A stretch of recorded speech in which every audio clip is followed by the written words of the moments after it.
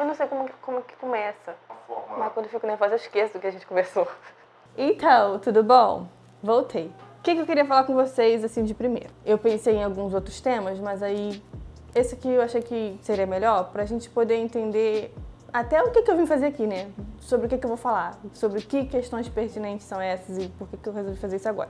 Eu queria falar com vocês sobre meio ambiente, sobre como que a gente faz parte dele e por que às vezes é difícil pra gente se entender parte dele. Segundo a ONU, o meio ambiente é um conjunto de aspectos físicos, químicos, biológicos e sociais que podem interferir direta ou indiretamente em como que o ser humano faz as coisas, em como que vive as coisas. E quando a gente fala numa ótica mais ecológica, o meio ambiente é onde tem um ecossistema que um determinado organismo vai se desenvolver.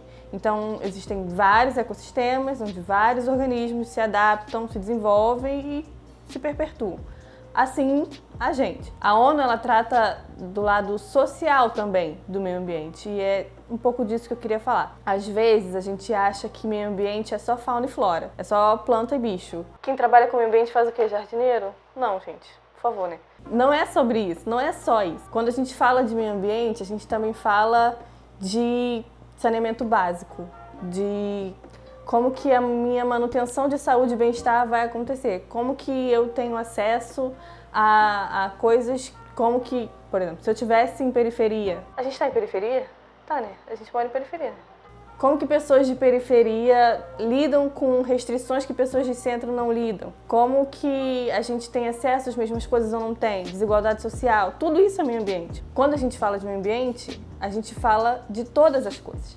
Por que a gente não consegue se perceber igualmente dependente do que o meio ambiente tem pra gente, assim como os outros organismos são? Por que a gente se coloca numa ótica meio superior, assim, tipo, eu sou aqui ser humano racional e o meio ambiente tá ali, o que eu vou fazer? Vou me apropriar, vou explorar, vou utilizar dele, mas a gente não é a mesma coisa. A gente é a mesma coisa. Não tô dizendo que eu sou uma planta, por favor. Não me interpretem dessa forma. A gente não veio do mesmo lugar, a gente não é a mesma coisa, a nossa fisiologia é completamente diferente, a nossa racionalidade é completamente diferente, só que a gente faz parte do mesmo ciclo. Historicamente, o capitalismo ele foi muito alimentado pela ciência e tecnologia moderna. Isso criou uma ótica que desumanizava a natureza e desnaturava o ser humano, fazendo com que fosse criado um raciocínio de que é tudo muito separado, de que são coisas diferentes. Então, o meio ambiente é uma coisa e o homem, civilização, cidadania, outra coisa. Só que não é bem assim. É tudo um ciclo, é uma coisa conjunta. Esse pensamento foi responsável por uma degradação muito pesada da natureza nessa época, porque quando a gente pensa que somos coisas diferentes, logo que estamos acima, a gente pensa que a gente pode explorar aquilo ali livremente por causa da nossa capacidade cognitiva superior. Não é assim. Só que a gente entendeu assim por muito tempo. Quando eu digo a gente, eu digo Brasil, no caso, durante muito tempo. Não é assim, não é desse jeito. E esse pensamento de explorar sem precedentes é muito pesado, porque assim, não tem como a gente viver sem impactar, sem causar algum impacto. Não tem como você passar pela Terra sem deixar um rastro. Não existe isso. Só que existem nuances, né? E a civilização demorou para entender nuance. Um negócio assim que demora, sabe? Até hoje, inclusive, mas isso aí é outro assunto. A Revolução Industrial, ela trouxe um avanço tecnológico absurdo para a humanidade. Ok, foi maravilhoso. Só que junto dela... O que houve? Nada. Achei que tinha rolado um problema, você fez assim. Não, só tô olhando. Ah, tá. Só que junto dela rolou muita degradação no meio ambiente. Foi assim, uma coisa muito pesada. E fortaleceu esse pensamento de que a natureza ela tem recursos infinitos. Esse pensamento é perigosíssimo.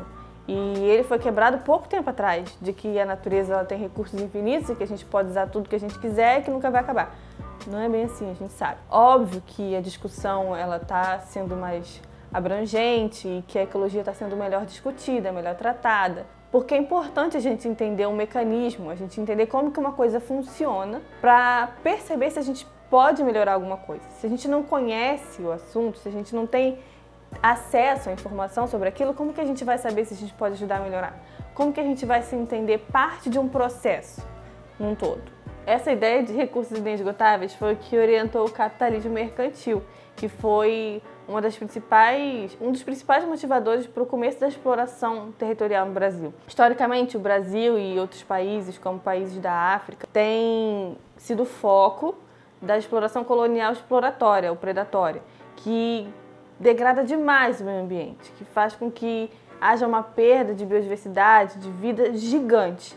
E isso no século XVIII, XIX. Então, a exploração colonial ela foi determinante para a economia moderna no Brasil.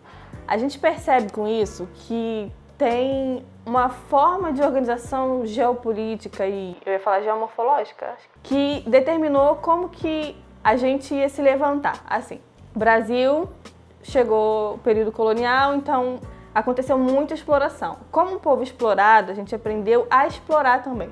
É como se fosse um ciclo, um povo explorado que aprende a explorar. Então a gente consegue perceber que nesse ciclo de exploração houve esse afastamento de homem e natureza porque um se sobrepôs ao outro.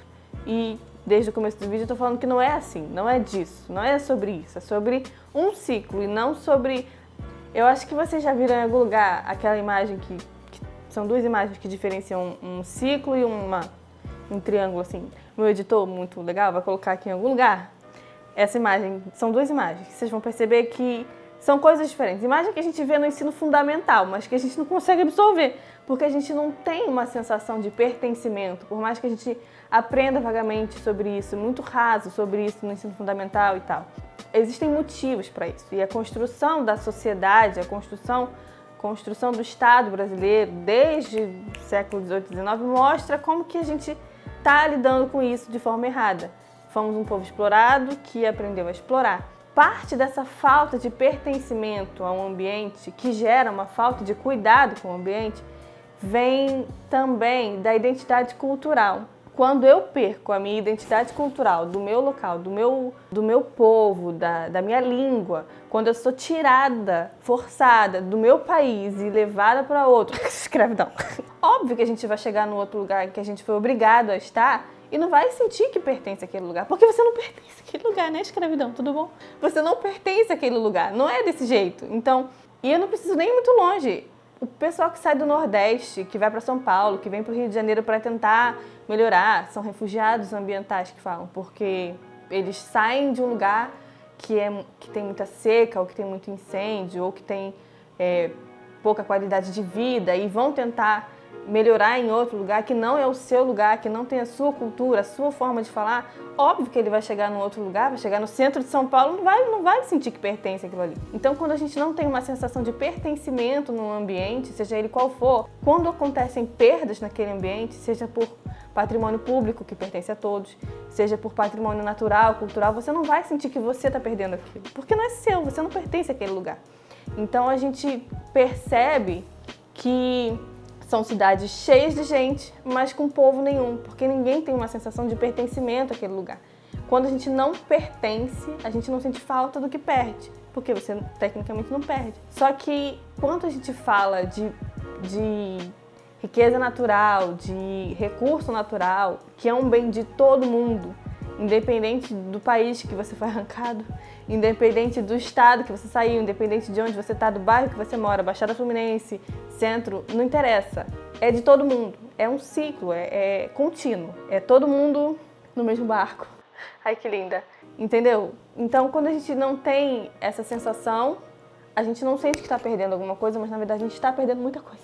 Tem um artigo, que vai estar aqui embaixo, porque eu sou muito blogueira, do Henrique Leff, que ele fala sobre a grande problemática ambiental, que é a falta de conhecimento. Desde muito tempo eu entendo isso, porque quando a gente não conhece uma coisa, a gente não vai se importar com aquela coisa, não vai saber preservar aquela coisa, não vai entender como funciona o mecanismo, não vai entender nada. Então a falta de conhecimento em relação a não só o meio ambiente, mas quando a gente olha para a nossa vida, a falta de autoconhecimento até leva a gente a caminhos que não tinha que ser. O meio ambiente ele é uma coisa complexa, não num sentido de difícil de entender, não num sentido de difícil acesso para você conseguir perceber para poder transformar. É só num sentido de que é uma coisa muito bem estruturada, uma coisa que funciona como uma cadeia. Então são vários processos e precisa de vontade para entender o processo. Só isso precisa, vontade. Quer entender? Tem gente aí para falar. falta de conhecimento já não vai ser desculpa, porque olha a tia aqui, né? Por que eu tô fazendo esse vídeo? Porque eu tenho percebido que tudo começa a partir da gente. Ai, que clichê, tia Isis. Pois é, né? Clichê por um motivo, porque a gente fica batendo na mesma tecla, mas as pessoas não entendem. Tudo começa com a forma que a gente se percebe na nossa sociedade, na nossa casa, na nossa pele. E isso vai fazer com que a gente saiba como lidar com as coisas. Se você não se percebe certo, se você não entende o que está ao seu redor, se você não consegue perceber a importância do que está ao seu redor, a importância de quem você é e de como você vai lidar com as coisas, você não vai fazer as coisas direito. Não tem como eu agir de forma única e exclusivamente conveniente para mim, em relação ao meio ambiente, por exemplo, que é a pauta do caso. Não tem como eu agir de forma única e exclusivamente conveniente, fazer o mínimo, somente o necessário e extraordinário demais. Não dá. Porque a gente não vai estar causando diferença nenhuma. Se a gente passa pela humanidade causando vários impactos, porque não tem como a gente passar por aqui sem deixar rastro, por que a gente não pode deixar um rastro positivo? Por que a gente não pode usar a nossa existência para fazer uma coisa boa, para poder se empenhar pelo menos, né? Eu tô aqui falando isso, esse monte de coisa, pra gente poder entender duas coisas no primeiro vídeo.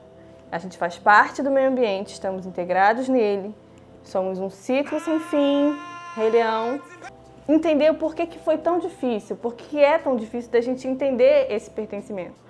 Isso aqui que eu falei não é nada, perto da dificuldade que a gente tem em escala social e muita coisa, Vou deixar aqui embaixo uns artigos, porque agora eu tô muito blogueira dando indicações, sabe? Tem uns 3 artigos pra vocês lerem se quiserem, que falam muito sobre isso, é super interessante. O vídeo era esse, beijos. Gente, pelo amor de Deus, assiste porque deu trabalho. Paz. Tem que ter.